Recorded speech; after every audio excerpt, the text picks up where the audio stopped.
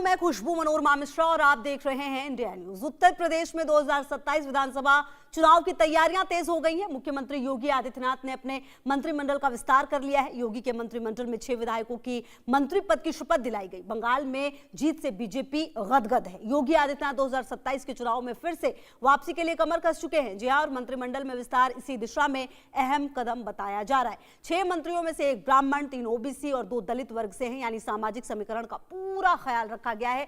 Samajwadi party से BJP में आई पूजा पाल और मनोज पांडे को मंत्री बनाकर बीजेपी ने समाजवादी पार्टी को बड़ा झटका दिया है। समाजवादी पार्टी में बगावत और असंतोष बढ़ सकता है। समाजवादी पार्टी के ओबीसी और ब्राह्मण वोट बैंक में बड़ी सेंधमारी हो सकती है। बीजेपी ने अखिलेश यादव के पीडीए को कड़ी चुनौती दी। वहीं कृष्णा पासवान और हंसराज विश्वकर्मा को मंत्री बनाकर बीजेपी ने मायावती के खेमे में भी हलचल मचा दी है। बीएसपी का पारंपरिक जाठव और दलित वोट बैंक प्रभावित हो सकता है, यानी बीजेपी ने एक तीर से कई निशाने लगाए। असंतुष्ट चल रहे ब्राह्मण, ओबीसी और दलित समुदाय को साधने की पूरी कोशिश की गई है, तो समाजवादी पार्टी और बीएसपी के वोट बैंक पर भी निशाना साधा गया है। कुल मिलाकर आज हम बात इसी पर करेंगे कि क्या उत्तर प्रदेश की राजनीति में जो कुछ भी चल रहा है, जो कुछ भी ये बदलाव हुए हैं, वो योगी आदित्यनाथ के लिए कितने असरदार होंगे।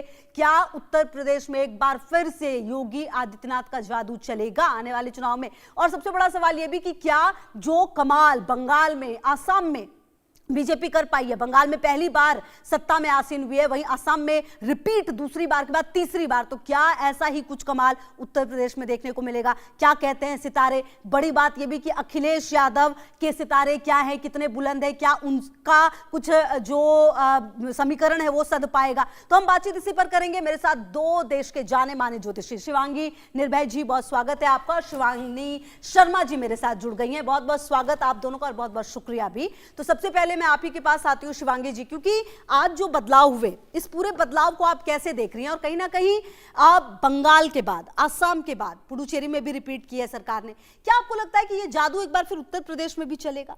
बिल्कुल चलेगा। इसके पीछे योगी जी का जो चार्ट है वो बहुत प्रबल है। सिंह लग्न का इनका चार्ट है और जो कुंभ राशि है तो इनका जो नक्षत्र है वो पूर्वा भाद्रपद है और वृषभ के नवमांश में आया है। सेकंड जो चरण है इनका पूर्वा भाद्रपद का, तो अगर देखूं तो योगी जी के अंदर वो सारे गुण दिखते हैं। चाहे इस नक्षत्र की बात करूं, साहसी होना, दार्शनिक होना, रहस्यमयी प्रवृत्ति का होना या आध्यात्मिक होना, योगी जी सभी तरफ अपने अंदर ये गुण लिए हुए हैं। अगर बात करूं कि वो गोरखनाथ मठ के मठाधीश हैं तो उसके पीछे भी उनके चार्ट में जो गुरु है जो पंचम भाव में बैठा है वो इस तरफ इशारा करते हैं। राहु उनके षष्ठम भाव में है और मकर के हैं, तो उनको राजनीति में बहुत सफलता दिला रहे हैं। अगर हम बात करें उनके 10th हाउस की तो वहां पर सूर्य, बुध और शनि एक साथ बैठे हुए हैं। तो सूर्य का जो उनके चार्ट में है पोजीशन बहुत प्रबल है, 10th हाउस में है, वृषभ के हैं, बहुत अच्छी कंडीशन में है। तो ये अगर मैं बात करूं 2027 के चुनाव की तो डेफिनेटली योगी जी आएंगे। इसके पीछे सारी राशियां और सारे जो आंकड़े हैं मेरे, बुध और सूर्य और शनि, इनका जो योग उनके 10th हाउस में है, बुधादित्य योग बना हुआ है और 6th हाउस का जो राहु है वो उनको इसमें बहुत सफलता दिला रहा है। यहाँ पर अगर मैं बात करूं मंगल, तो मंगल उनके चतुर्थेश हैं, तो चतुर्थेश मंगल का मतलब है सिंहासन भाव के मालिक जो हैं वो लाभ भाव में गए हैं। तो लाभ भाव में जाने पर, और मंगल एकादश में कारक होते हैं, तो यहाँ पर उनके चार्ट में ये संभावनाएं 101% है कि योगी जी ही आएंगे, भाजपा ही आएगी। जैसा मैं कह रही हूँ कि विश्व में भाजपा का जो हमारे मोदी जी का है, विश्व में विश्व गुरु बनेंगे और भाजपा पूरे ही भारत में धीरे धीरे कर कर अपना भगवा लहराएगी। ठीक है। अच्छा शिवानी जी, मेरा एक सवाल आपसे ये भी है कि हमने देखा जब पश्चिम बंगाल में सरकार बन गई बीजेपी की, जब बहुमत मिला, उसके बाद अखिलेश यादव ने एक ट्वीट किया, एक जो हनुमान चालीसा की कुछ लाइन्स जो है वो उन्होंने पोस्ट की थी बाकायदा। तो क्या आपको अखिलेश यादव के लिए क्या संभावनाएं लगती हैं, क्योंकि मायावती भी है, अखिलेश भी है, कांग्रेस भी है, मतलब पूरा जो विपक्ष है वो किस तरीके से हावी होता हुआ नजर आ रहा है आपको। जी बिल्कुल, देखिए बहुत ही बढ़िया सवाल है। और देखिए सबसे पहले हमें ये समझना चाहिए कि अगर हम इस चीज़ को समझे, चाहे मायावती है, चाहे और पार्टी मेंबर्स है, चाहे मायावती का बेटा भी क्यों नहीं है, लेकिन उनकी जो राजनीति दिख रही है वो छुपती हुई दिख रही है। आप देखिए जो उनके जो ग्रह गोचर दिखाई दे रहे हैं वो बहुत स्ट्रांग नहीं दिखाई दे रहे। कंपैरिजन अगर हम करें योगी आदित्यनाथ से तो कंपैरेटिवली जो कुंडली है वो लो साउंड करती है। और अगर वो आप देखिए जैसे हनुमान चालीसा की बात करी, अगर हम उनके चार्ट की बात करते हैं तो देखिए उनका जो जुपिटर है वो बहुत स्ट्रांग नहीं है। हमेशा से वो उन्होंने अपने धर्म के विरुद्ध जाकर ही हमेशा चीजें करी हैं। आपने देखा भी होगा कि अगर वो खुद हिंदू हैं लेकिन उन्होंने दूसरे धर्म को ज़्यादा अहमियत दी रेदर देन अपने धर्म के लिए, तो कहीं ना कहीं आप इस चीज़ को समझे कि वो अपने धर्म से ज़्यादा दूसरे धर्म के जो लोग हैं उनकी उन्नति के बारे में या उनके बारे में ज़्यादा सोचते थे। तो किसी वजह से आप समझ लीजिए कि उनकी जो सरकार है वो दोबारा नहीं बन पाई। अब उन्हें ये समझ में आया है कि क्योंकि अब उनकी जो दशा चल रही है, अगर मैं उसको देखती हूँ और मैं गोचर को भी देखती हूँ, तो उन्हें समझ में आने लगा है कि अगर जो बीजेपी है वो 24 घंटे ही, आप समझ लीजिए, ये लोग इवन खुद भी बोलते हैं कि वो चुनावी मोड में रहती है डेफिनेटली, तो उनको ये समझ में आ चुका है कि अब हमें सिर्फ एक दल के लिए राजनीति नहीं करनी है, हमें हिंदू वोटर्स भी चाहिए, हमें सिख वोटर्स भी चाहिए, हमें SC ST भी चाहिए। तो इसीलिए वो जो हनुमान चालीसा के लिए इतना रुझान दिखाना, और वो इनको ये समझना पड़ेगा कि जो 6th हाउस है इनका वो इतना ज्यादा एक्टिव नहीं है, जिसकी वजह से इनके जो दुश्मन है ना वो इनके ऊपर हमेशा से हावी होते रहे हैं।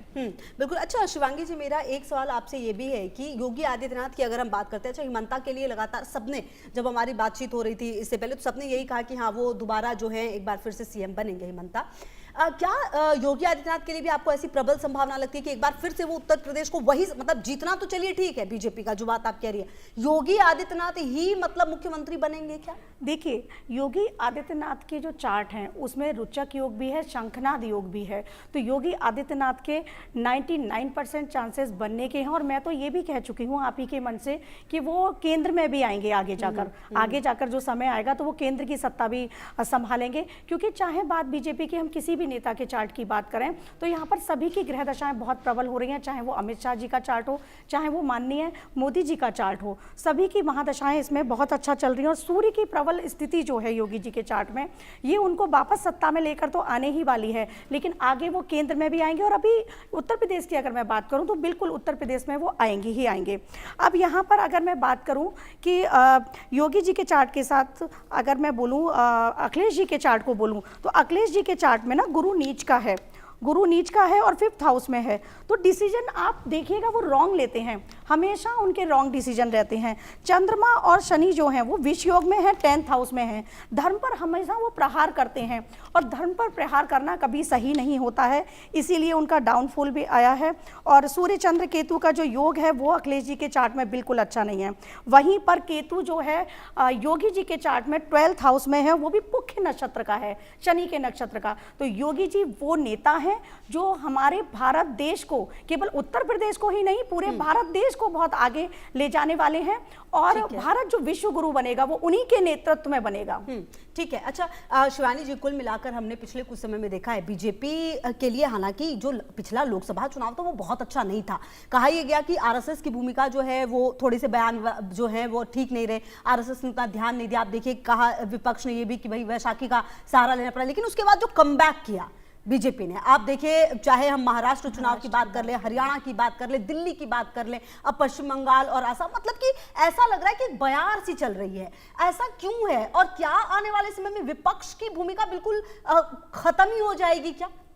नहीं, देखिए, सबसे पहले हमें ये समझना चाहिए कि जो बीजेपी का जो मॉडल है काम करने का वो 24/7 है। वो हमेशा ऐसा प्रिपेयर करके चलते हैं कि कल ही इलेक्शन है, तो उनके माइंड में ये चीज़ हमेशा सेट रहती है। और अगर हम बीजेपी की गठन की बात करें, जो नेतृत्व कर रहा है बीजेपी को, वो कहीं ना कहीं बहुत स्ट्रॉन्ग नेता है, शनि से रूल होता है, नरेंद्र मोदी जी। और अगर हम मोदी जी की भी कुंडली को देखते हैं तो शनि प्रधान कुंडली है। और आपको ये समझना चाहिए कि जब एक व्यक्ति जो बहुत डिसीजन के साथ और कर्मों को बहुत महत्ता देता है, तो वो हमेशा कर्मों के लिए ही आपको बार बार जोर डालेगा कि आपको कर्म करने हैं, आपको चुनाव के लिए तैयारी करनी है और फर्स्ट डे से करनी है, इलेक्शन आने के टाइम पे नहीं करनी है। और अगर मैं विपक्ष की बात करूं, देखिए विपक्ष में राहुल गांधी की भी हम भूमिका देखेंगे कि पहले से जो चीजें हैं वो बेटर होंगी। अच्छा, हाँ, डेफिनेटली होंगी। और आप देखेंगे, बड़ी बात कही है, हाँ बिल्कुल मतलब डेफिनेटली होगी। परिप्रेक्ष्य में, मतलब उत्तर प्रदेश में बेहतर होगी होगी कांग्रेस उनके नेतृत्व में? नहीं, उत्तर प्रदेश में तो नहीं हम बोलेंगे, ओवरऑल विपक्ष की अगर मैं बात करती हूँ तो आप देखेंगे जो उनका पहले से जो कमबैक है, चाहे उनकी रैलीज निकालना है, चाहे वो यूथ को इकट्ठा करना है। अच्छा, मैं टोक रही हूँ शिवानी जी आपको, मैंने जब पिछले कई कार्यक्रम किए तो आप ही लोग मतलब कि किसी ने मुझसे ये भी कहा कि अगर कांग्रेस की कमान जो है ना खुशबू, मतलब राहुल की जगह अगर प्रियंका ले लें तो शायद कांग्रेस बहुत ही बेहतर कर लेगी, क्या ऐसा एक्चुअली है? देखिए, अगर मैं बात करूं प्रियंका गांधी की, बट अभी मेरे पास प्रियंका गांधी का हाल फिलहाल में चार्ट नहीं है, मैंने उनकी कुंडली एनालाइज नहीं करी है, बट अगर जितना मैं देखती हूँ राहुल गांधी के चार्ट को, तो वो इतना नेतृत्व करने के सक्षम नहीं है, क्योंकि वो राहु के इतने ज्यादा इन्फ्लुएंस में है। एक डोनाल्ड ट्रंप, दो ही ऐसे व्यक्ति हैं जिनको पता नहीं चलता जीवन के अंदर, वो कुछ भी बोलते हैं और बाद में उन बयानों से वो पलट जाते हैं। तो आप ये समझ लीजिए, जब इसका राहु और बुध का जो ऐसा योग किसी की कुंडली के अंदर बनता है और उसके अलावा आपकी कॉम्बिनेशंस ऐसे आते हैं, कुछ नक्षत्राज आपको सपोर्ट नहीं करते, तो आप देखिए ऐसे में व्यक्ति जो भी बोलता है उन बातों पर अडिग नहीं रहता और उसको पता नहीं चलता बुध कमजोर होने की वजह से कि वो क्या बोल रहा है और उस